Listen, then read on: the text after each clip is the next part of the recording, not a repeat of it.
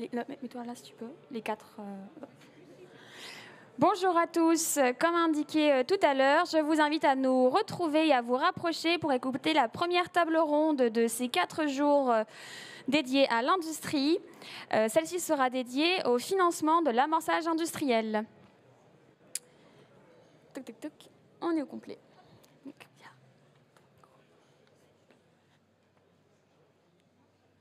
Je peux prendre les... Ouais. Merci. Il y a 3 micros, vous les faites passer. C'est possible de s'asseoir là, Maëlys? Voilà. Et moi, je suis là. Hop là.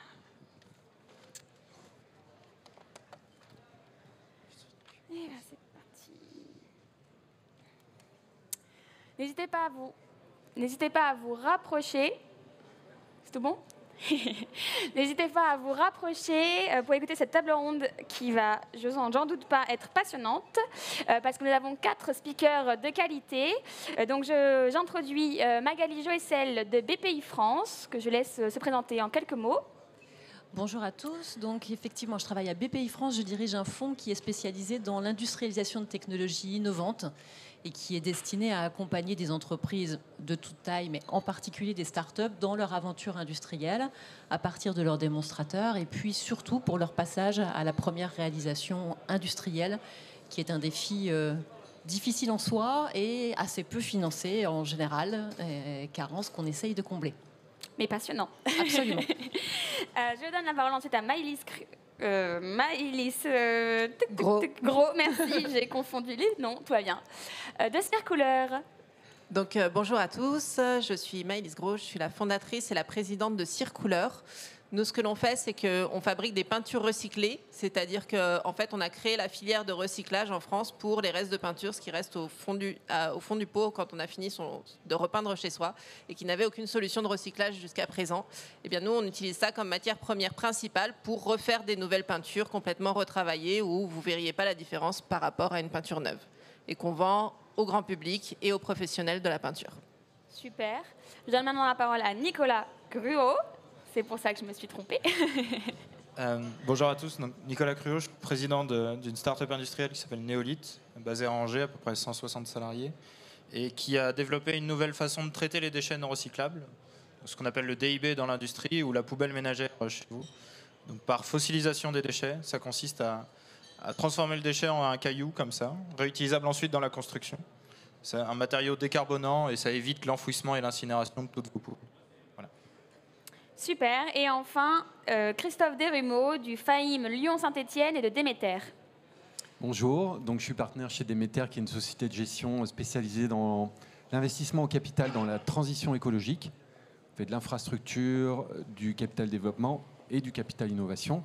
Et dans ce pôle innovation, on a effectivement parmi les fonds sous gestion le fonds d'amorçage industriel des métropoles, Lyon-Saint-Etienne, qui investit dans des jeunes sociétés industrielles à impact sur les territoires de Lyon et de Saint-Etienne. Voilà, qui est doté de 67 millions aujourd'hui, qui a démarré l'année dernière et qui est encore en plein déploiement. Et qui fait des tickets d'investissement de combien à combien? De 500 000 euros à plusieurs millions d'euros. Super. Et toi, Magali? De 5 millions à 140 millions d'euros. Super, merci. Commençons ensuite dans le concret avec Maëlys. Quand on est une start-up industrielle, donc on sait que c'est un peu la croix et la bannière aujourd'hui pour se financer. Où tu en es, toi, concrètement, dans ton développement industriel et comment tu as réussi à faire jusque-là? Et c'est quoi les prochaines étapes pour les 3 à 5 années à venir? Alors là, nous, on en est à l'étape où on se dote enfin de notre atelier de fabrication industrielle nous-mêmes qu'on va pouvoir gérer directement. Mais c'est une étape, mais il y a eu beaucoup de choses avant. Et effectivement, on a eu la chance de pouvoir commencer fabless, qui n'est pas le cas de tous les projets, enfin, selon le contenu du projet. C'est-à-dire que finalement, nous, on a commencé en ayant une partie de l'activité où on va directement sur le site d'un partenaire, c'est-à-dire que les déchets de peinture, pour les récupérer, les regrouper, les vider, etc., tout ça, on le fait directement sur le site d'un partenaire. Donc là, ça a été quand même assez light pour s'implanter. La partie d'après, c'est de la chimie en fait. C'est vraiment donc on a commencé dans un laboratoire académique et puis après on s'est doté de notre propre laboratoire, mais ça restait des investissements assez légers. Et puis la dernière partie, on a pu la commencer en sous-traitance, c'est-à-dire on a créé la recette de fabrication de tel lot de peinture, on l'envoie à un sous-traitant qui fabrique pour nous, qui l'applique pour nous, puisque le cœur de savoir-faire est dans le laboratoire. Et ça, c'est cette étape-là que maintenant, on va internaliser pour pouvoir être plus intégré, être aussi plus innovant, continuer à être plus innovant, et puis mieux maîtriser notre procédé. Mais effectivement, le fait de pouvoir toucher son marché, puisqu'on a déjà fabriqué une bonne quantité de peinture avant, d'avoir notre atelier, on les a vendus, on a pu montrer qu'effectivement, il y a de l'appétence pour le marché, que ça part bien, que c'est vraiment ce que les gens attendent. Ça, c'était très appréciable pour pouvoir lever les premiers fonds et puis faire les choses de manière graduelle, pas être en mode où on a besoin de plusieurs millions avant de commencer à vendre la première chose. Et donc, je crois que vous êtes financé aussi via du crowd equity. Oui, donc on a fait une levée de fonds il y a un petit peu plus d'un an avec l'ITA, donc en crowd equity, qui a très bien fonctionné et je pense que c'est un bon outil parce que il y a souvent des projets qui sont très digitaux, donc les gens se lassent un petit peu aussi de financer uniquement ça. Donc ça nous permet aussi de nous distinguer avec quelque chose qui est vraiment concret et qui parle peut-être plus aux gens. Nous, on a aussi toute cette dimension d'impact environnemental, mais aussi sociétal, puisqu'on crée de l'emploi en insertion, qui parle aussi aux gens qui veulent donner du sens à leur épargne. Super. Et donc chez vous, chez Néolith, comment ça s'est passé jusqu'à présent et c'est quoi les perspectives à venir ? Alors, nous, on vient de passer l'étape du premier client livré avec un... Alors, nous, on fait des usines, grosso modo. Donc, on fait des petites usines de traitement de déchets, comme si vous aviez un petit incinérateur, sauf qu'on brûle rien, mais on appelle ça des fossilisateurs. Et on les vend, on les vend même pas d'ailleurs, on les met en prestation de service à des recycleurs qui, eux, collectent les déchets. Et donc aujourd'hui, on arrive à un niveau de maturité commerciale où il s'agit de déployer. Et donc ça demande beaucoup de capex parce que c'est moi qui me finance mes propres outils et ensuite je les fais rémunérer à la tonne traitée, donc sur plusieurs années. Et donc l'historique un peu de Néolith là-dessus, c'est on a créé ça il y a 4 ans, on a fait 3 levées de fonds successives, à chaque fois une par nouvelle étape de maturité du procédé et nouvelle taille du procédé. Donc on a élevé 500 000 € en 2020, 2,5 millions l'année 2021, 20 millions l'année dernière. Et là, du coup, on repart pour une levée d'un global à peu près à 100 millions. Et le but du jeu, pour nous, c'est de trouver les bons financements au bon moment. On s'est beaucoup appuyé sur des family office, de familles industrielles qui, eux, comprenaient peut-être plus facilement que des fonds traditionnels qui ne font pas ça. Ce qu'on faisait, les temporalités de l'industrie. Et donc, et l'avantage aussi de ces milieux-là, qui ne sont pas forcément très connus par la plupart des start-upers, c'est que c'est des milieux qui sont aussi très intégrés et très, très connectés entre eux. Et donc, quand vous faites votre série A à 2 millions avec l'un, il va pouvoir vous présenter à son copain qui est plus gros que lui et qui a un peu plus d'argent que lui et qui peut faire la série B. Et donc, aujourd'hui, on a eu beaucoup de chance. On a pu comme ça transiter sur nos 3 levées de fonds pour de l'un à... Donc maintenant, par contre, ça suffira pas. De toute façon, on arrive sur des montants quand même d'investissement qui sont assez considérables. Et là, on arrive aussi sur des montants, sur des typologies d'investissement qui sont moins purement venture, qui peuvent aussi se réfléchir en infrastructure.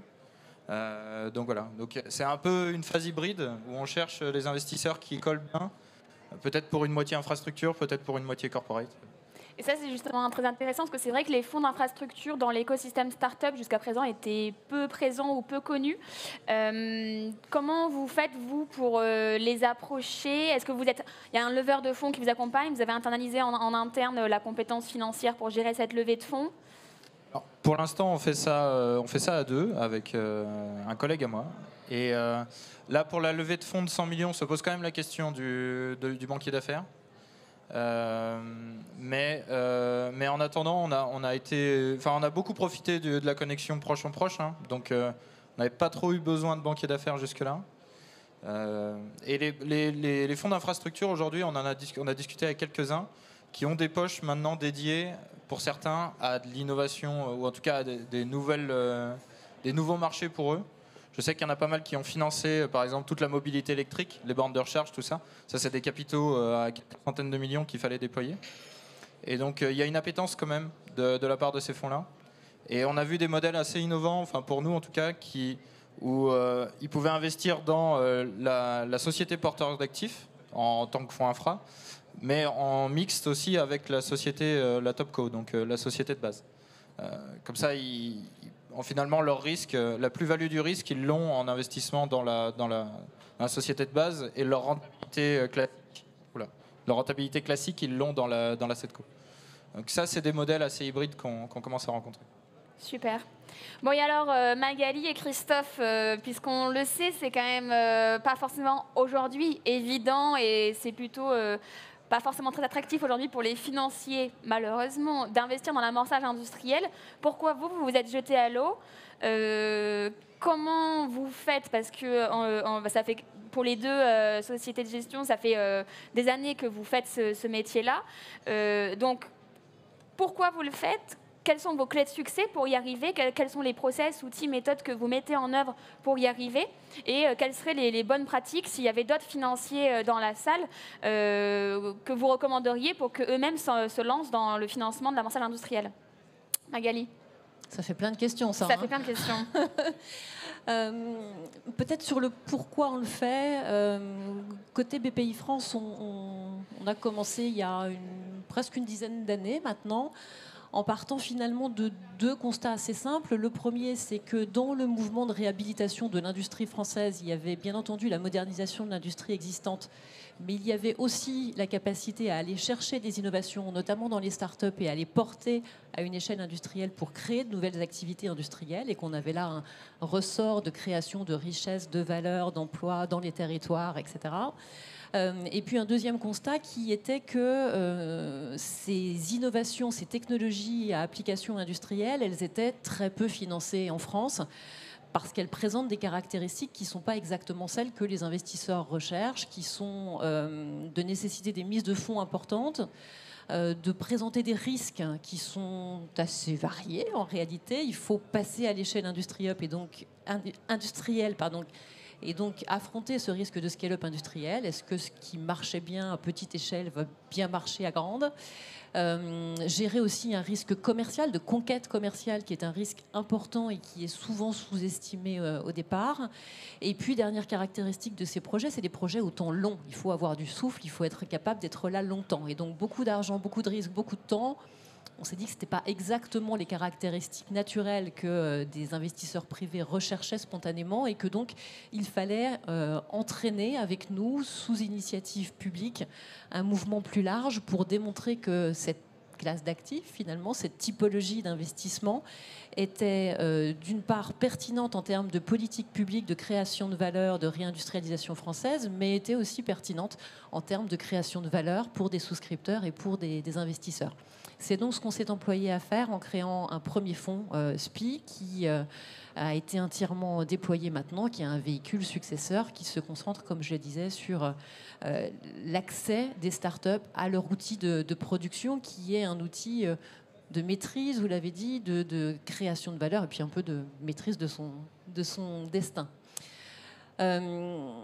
Les bonnes pratiques. Donc, les comment bonnes pratiques, comment ça marche? Pourquoi vous avez réussi SPI 1 et donc l'opportunité d'avoir SPI 2 maintenant? Qu'est-ce qui fait que vous avez réussi? Je pense qu'il y a un réservoir de projets, de start-up qui ont envie de cette industrialisation qui est absolument dingue. C'est-à-dire que quand on a commencé à lancer ce type d'investissement, je le disais tout à l'heure, on soulevait un petit peu les cailloux pour trouver les projets et avoir des gens qui disent « oui, j'ai envie de ce destin industriel ». Et on a eu un vrai changement d'état d'esprit. Il y a maintenant beaucoup de startups qui ont envie de s'approprier leur destin parce qu'elles ont vu que c'était possible, parce qu'il y a aussi une forme de réhabilitation presque sociale de ce destin-là. Cette réhabilitation, elle est présente aussi dans la société. On ne va pas se mentir, elle n'est pas encore ultra présente chez les financiers, parce que les caractéristiques que j'évoquais tout à l'heure restent vraies, parce que les succès se construisent aussi sur des temps très longs, et donc il faut pouvoir les démontrer, et parce qu'il faut pour les financiers finalement développer un certain savoir-faire, et moi je dois dire qu'on l'a appris, ce savoir-faire. On n'était pas des professionnels de l'industrie, on n'est d'ailleurs toujours pas des industriels, mais on a appris au fur et à mesure à analyser les facteurs clés de succès. Et je dirais, si je dois en retenir deux, il y a pour les entreprises le fait de réunir la palette de compétences qui est utile à cette aventure d'industrialisation. Parce qu'on parle de boîtes qui sont très technologiques, très centrées sur le développement de leurs produits et qui vont devoir affronter des problématiques qui vont être différentes. La construction industrielle, le développement industriel, la commercialisation, la projection à l'international. Et donc ça suppose de s'entourer de profils qui vont pouvoir compléter les talents dont l'entreprise dispose déjà. Et puis le deuxième élément ultra important pour moi, c'est le cap, c'est-à-dire la construction long terme. Cette aventure industrielle, c'est pas une aventure facile en réalité, il faut se le dire. Et donc l'entreprise va devoir affronter des aléas de toute nature. Ça ne se passera jamais exactement comme on l'avait prévu. Et donc il y a un mélange d'agilité pour franchir un peu les obstacles et en même temps garder ce cap, garder cet axe stratégique et garder cette volonté qui a fondé l'investissement. Je crois que la façon dont on peut nous le mieux les aider, c'est en les accompagnant beaucoup. C'est-à-dire que pour investir, on va faire des due diligence assez longues qui vont nous permettre de créer une forme d'intimité, qui vont nous permettre de partager les fondamentaux stratégiques du projet. Et une fois qu'on est là, une fois qu'on affronte les difficultés, on se réfère à ce travail préalable et à ces fondamentaux. Et l'objectif pour nous, c'est d'aider les entreprises dans lesquelles nous sommes actionnaires, justement à surmonter les difficultés et à aller vers le succès, tout en sachant que c'est un long chemin et un chemin semé d'embûches.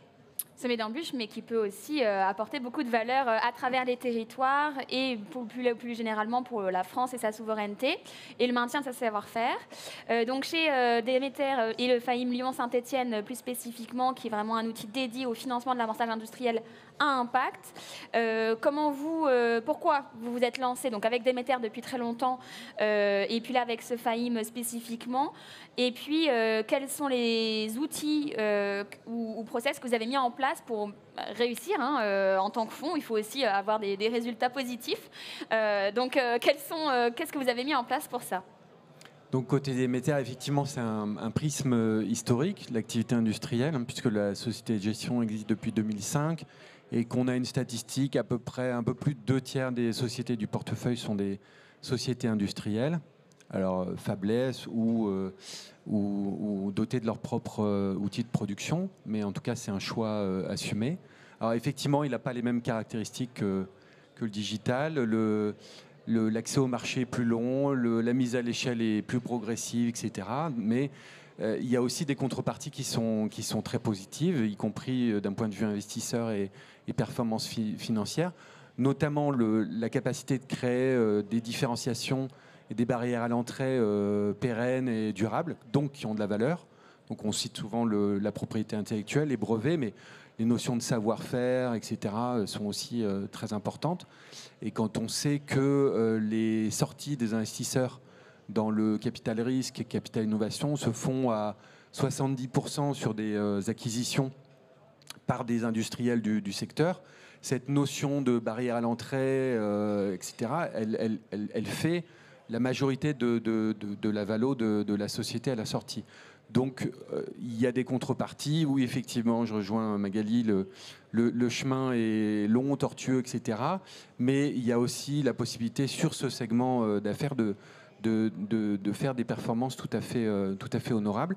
Il faut probablement ajuster aussi les mécanismes, donc techniquement les fonds qui peuvent travailler. Ça a été mentionné sur les family office qui, par principe, ont plusieurs générations devant eux pour rentabiliser leur investissement. C'est moins vrai pour les fonds financiers, mais par exemple, pour reprendre l'exemple du FAIM, dans la construction de ce véhicule, il y a eu cette réflexion de se dire il faut se donner un peu plus de temps. Alors classiquement, dans le secteur, la durée de vie d'un fonds, c'est 10 ans. Bah, il se trouve que le FAIM est doté de 2 années supplémentaires, donc 12 ans, qu'on peut également étendre. Donc on est sur cette tendance, et c'est rationnel de se dire oui, il faut avoir le temps de trouver la liquidité et de réaliser la performance financière. Mais c'est possible, et effectivement, donc, il faut ajuster la mécanique des fonds.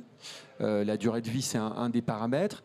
Nous, on travaille aussi beaucoup sur l'accompagnement opérationnel. D'ailleurs, sur ce fonds, on a une ressource dédiée, donc qu'on appelle Operating Partner, donc, qui est au service des sociétés du portefeuille, à la carte, c'est-à-dire qu'on travaille avec eux les sujets sur lesquels ils ont besoin d'accompagnement, au-delà de ce qu'ils peuvent travailler en interne, au-delà de ce qu'on peut aussi regarder avec eux au conseil d'administration ou au comité stratégique que l'on crée, d'ailleurs comme nos confrères, quasi systématiquement quand on rentre au capital d'une société. Donc c'est une ressource, et ça c'est une bonne pratique aussi. Et quitte à utiliser cette bande passante de la manière la plus efficace, souvent on ne la met pas sur les sujets industriels. Parce que quand on regarde un petit peu les retours d'expérience dans les sociétés industrielles, c'est rarement sur la partie produits, techno, etc., que finalement les challenges se posent, ou en tout cas que les clés de succès sont vraiment les plus marquantes. Oui, souvent les développements prennent un petit peu plus de temps que prévu, on a quelques problèmes sur la route, etc. Mais ça finit toujours par s'adresser, et souvent les dirigeants des sociétés industrielles, ils sont dans leur cœur de métier, et donc ils sont à l'aise. Et nous, on est plus sur une tendance à les pousser avec notre operating partner et l'équipe sur les autres sujets. Les autres sujets, c'est passer du temps sur le business model, passer du temps sur go-to-market, l'accès au marché, sur la proposition de valeur. Je trouvais intéressant d'ailleurs que sur vos 2 interventions, vous avez abordé ces points-là sur le crowd equity, sur la possibilité d'aller chercher des fonds infra lorsque vous avez passé les premières étapes de de-risking technologique. Ça sont des sujets sur lesquels, naturellement, le dirigeant ne va pas toujours passer beaucoup de temps. Et nous, on le pousse à y passer du temps au conseil d'administration avec notre operating partner, parce que c'est là-dessus, les partenariats stratégiques, que finalement on voit des histoires qui se déverrouillent, des points d'inflexion, des accélérateurs qui se mettent en place et qui in fine font les belles histoires dans nos portefeuilles. Et peut-être un dernier point que vous avez mis en place au FAIM et que je trouve assez original pour l'instant par rapport à l'offre existante du côté financement. Vous avez aussi un comité consultatif constitué d'experts industriels qui vraiment viennent du terrain, viennent du concret, qui ne sont pas que des chefs de projet de gestion de portefeuille ou des financiers. Et donc ça, je pense qu'en termes de gouvernance du fonds, c'est aussi un élément peut-être clé et important que vous avez mis en place. Très bon point. Effectivement, l'usage dans les comités consultatifs des fonds, c'est d'accueillir les souscripteurs du fonds, donc que ce soit des acteurs publics ou privés. Et dans les privés, on a des industriels, des banques, des assureurs, etc. Donc tout ça est assez classique. Et on a fait le choix, en plus des représentants souscripteurs, d'accueillir des personnalités de l'écosystème qui vont amener un angle ESG, qui vont amener un prisme aussi accès au marché, je ne reviens pas sur les sujets que j'ai mentionnés, et qui peuvent effectivement, en voyant passer notre deal flow, les sociétés qu'on leur présente en comité, rentrer en contact avec la société et les dirigeants et les accompagner, apporter des bonnes idées, etc. Donc effectivement, l'accompagnement, mais en étant très concret sur des outils et en étant focalisé sur les bons sujets qui ne sont pas forcément les plus naturels pour les dirigeants, en tout cas pas tous, c'est effectivement une clé de succès assez importante. Super. Et donc Maëlys et Nicolas, finalement, donc là, il y a des grands enjeux qui vous attendent. Évidemment, c'est tous les jours, quand on a fini une étape, il y en a toujours 10 qui arrivent. Aujourd'hui, ce serait quoi vos questionnements sur ces 3 à 5 prochaines années, de quoi vous auriez besoin en fait, si vous aviez une baguette magique, de quoi vous auriez besoin, et puis quels seraient les conseils que vous auriez à donner aux autres entrepreneurs industriels qui doivent se lancer dans le financement de leurs projets.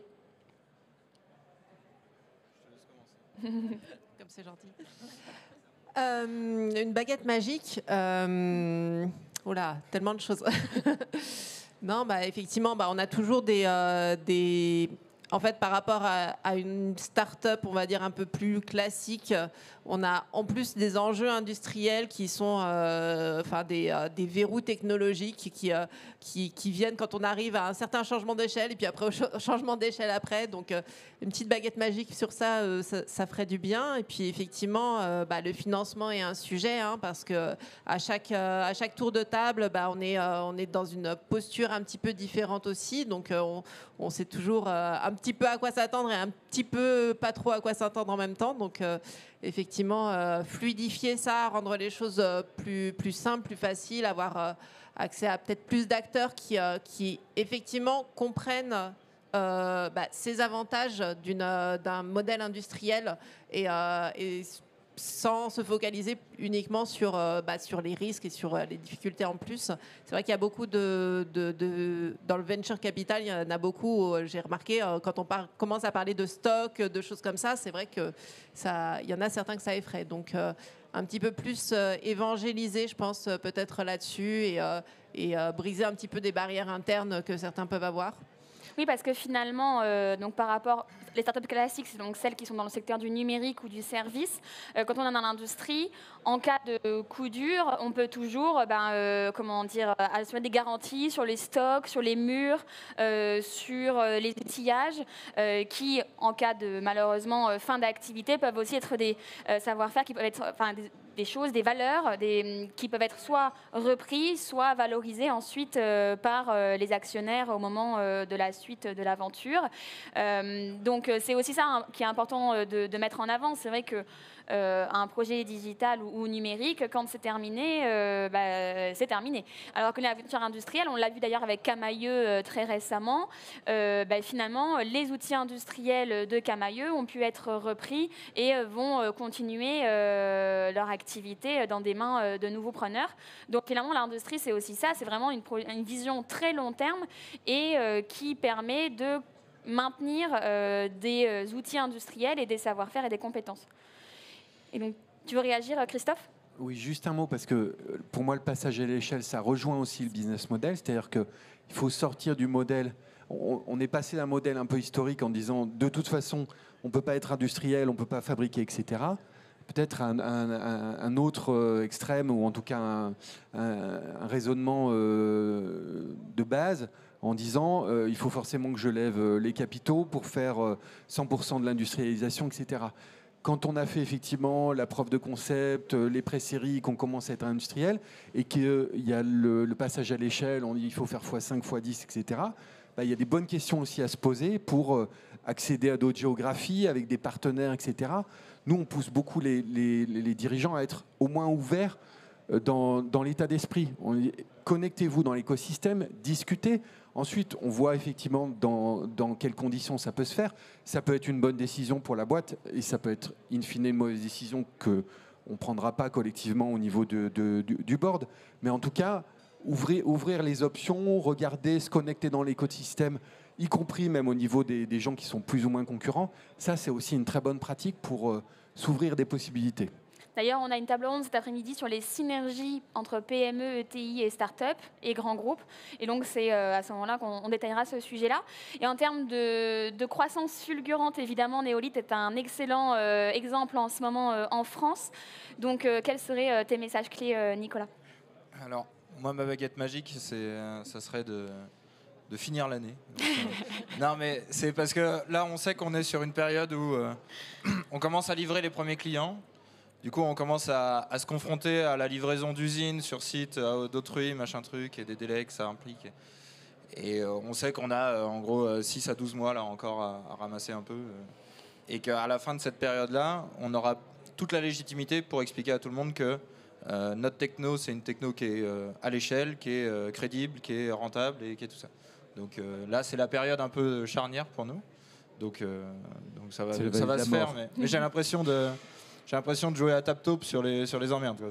Elles arrivent et faut pas se laisser déborder. Les joies de l'ouverture d'un site industriel. Et de l'autre côté, la recommandation que je pourrais faire sur sur les startups industrielles qui débutent, c'est... nous, on a fait le choix d'intégrer au début quand même pas mal de choses. On a intégré notre atelier de fabrication, on a intégré... alors, ça fait grossir les équipes rapidement, donc ça demande aussi pas mal d'argent. Donc si on a l'opportunité d'aller chercher cet argent, nous on a troqué grosso modo du temps contre de l'argent. On a choisi de lever assez rapidement, plusieurs fois d'affilée. Et finalement, on a atteint notre niveau de maturité industrielle en 3 ans. Je pense que ça nous a beaucoup aidé parce que ça nous a fait rentrer dans notre marché beaucoup plus rapidement, nous poser les bonnes questions aussi et nous réorienter en fonction de comment réagissaient les clients. Alors que si on était resté beaucoup plus longtemps dans notre atelier, on n'aurait pas, finalement, on n'aurait pas gagné au change. Et donc, moi je dirais, au moins au début, chercher, même si ça fait un peu plus mal, chercher à intégrer un peu plus. On aura beaucoup plus de souplesse, beaucoup plus de rapidité. Et sur le financement, parce que quand on a fait notre accélération, notre incubation de start-up et tout, on ne nous a jamais parlé des family office. Ça n'empêche pas du tout le mérite que vous avez, mais je pense que ce sont des acteurs qui sont naturellement planqués, parce que les grandes fortunes françaises, elles n'aiment pas faire de la pub. Mais c'est des gens qui ont beaucoup d'argent à déployer. C'est la continuité d'un business angel, quoi. Il y a une frontière à un moment où la famille a tellement d'argent que c'est plus du business angel, c'est du family office. Mais là, la levée de fonds de 20 millions qu'on a fait dernièrement, c'est que du family office. Enfin, c'est des gens qui sont pas naturellement capés, en tout cas sur les quelques premiers tours de table. On peut trouver ces acteurs-là en complément potentiellement des acteurs du financement plus classique. Donc, allez les chercher, ces gens-là. Ils ont des sites internet quand même. Mais c'est des acteurs, je pense, auxquels on ne pense pas assez souvent. Mais justement, c'était ma question, c'était comment vous les avez dénichés? Parce que c'est vrai qu'on a du mal à les trouver.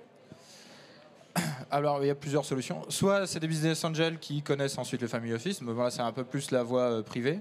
Soit vous tapez le classement des 500 plus grandes fortunes et vous regardez family office de telle personne qui est le numéro 34. Et une fois sur deux, vous trouverez un site internet qui correspond. Donc, c'est finalement assez simple. C'est pas les fonds d'un côté et les family office de l'autre. Il y a beaucoup de co-invest et tout ça est très complémentaire. Hein. Et c'est pour ça. Mais si on s'arrête que au fond, on a tendance à se dire, mais il y a quand même pas beaucoup de fonds qui peuvent financer. Et donc, si on se fait jeter par un ou deux, ça peut être assez déprimant, je pense. Alors que là, il y a tout un spectre qui peut venir complémentaire et qui aime bien travailler avec les fonds aussi, parallèlement. Et donc, en termes de co-investissement, est-ce que Magali veut réagir? Oui, enfin, moi je pense qu'on est encore au milieu de cette bataille sur comment est-ce qu'on fait venir les investisseurs financiers. Je pense qu'effectivement, l'association de fonds avec des family office, c'est extrêmement puissant. Parce que les family office ont du goût pour ces sujets industriels, parce qu'ils ont le temps devant eux, mais que, en général, pas toujours, mais en général, ils aiment bien s'appuyer sur un fonds d'investissement lead qui peut se faire une opinion globale sur le deal. Donc, moi, j'ai envie de passer un message finalement à mes confrères investisseurs pour leur dire on l'a expérimenté pendant 10 ans, on a montré qu'il était possible de créer de la valeur, que par ailleurs, il y a une vraie accélération des projets industriels qui est en train de s'opérer.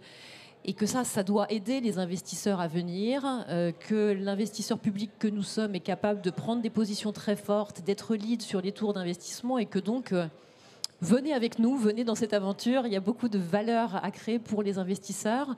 Et au-delà de cette valeur à créer pour les investisseurs, cette aventure des startups industrielles, elle est quand même, au plan des politiques publiques, au plan sociétal, une formidable aventure parce qu'on recrée des activités industrielles. Ces activités industrielles, elles sont bien évidemment sur les territoires et pas à Paris. Et donc, elles participent à cette couture du territoire, à cette couture sociale. Elles sont, dans 90% des cas, nativement vertes ou en faveur du développement durable. Et vos deux exemples sont absolument parfaits de ce point de vue. Elles permettent de recréer des emplois dans toute la palette finalement des compétences et elles donnent des perspectives d'emploi dans les territoires pour les jeunes et les moins jeunes. Et donc c'est finalement une formidable façon de continuer à faire société que de financer ces startups industrielles. Et donc je pense que c'est une de nos responsabilités collectives. Super, et j'ai envie de terminer sur ces mots de Magali. Pour vous donner la parole, cher public, on a 10 minutes de questions-réponses. Donc si vous voulez réagir ou poser une question à nos intervenants, c'est maintenant. Laureline va pouvoir vous transmettre un micro. Est-ce qu'il y a des questions? Sinon, moi, j'en ai encore plein pour nos intervenants. Et je crois qu'ils ont encore plein de choses à raconter. Donc n'hésitez pas. Questions, réactions? C'est peut-être une question pour Nicolas Cruau qui parlait un des conseils était d'internaliser pour les startups industrielles. Est-ce que vous pourriez préciser, parce que c'est vrai qu'internaliser, c'est souvent perdre en agilité, notamment quand on doit se réorienter. On ne trouve pas forcément immédiatement la cible marché. Pourquoi internaliser du coup cette partie atelier ou industrielle rapidement? Alors, nous, on a internalisé pas nos capacités de production en soi, plutôt des capacités qui sont... typiquement, avoir un atelier avec ses propres soudeurs, ses électriciens, tout ça, ça nous a permis d'éviter d'avoir trop recours à la sous-traitance. La sous-traitance, nous, dans notre métier, ça prend toujours du temps. Ça prend du temps, ça coûte aussi pas mal d'argent à la fin. Et donc, je pense qu'on a sauvé de l'argent à avoir nos propres capacités en interne.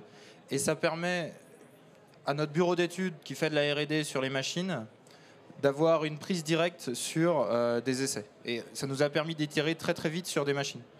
Je sais qu'on est passé d'une version pilote, on va dire labo, à une version finale client, usine totale, en à peu près 1 an et demi, 2 ans, parce qu'on a pu itérer sur énormément de technologies différentes.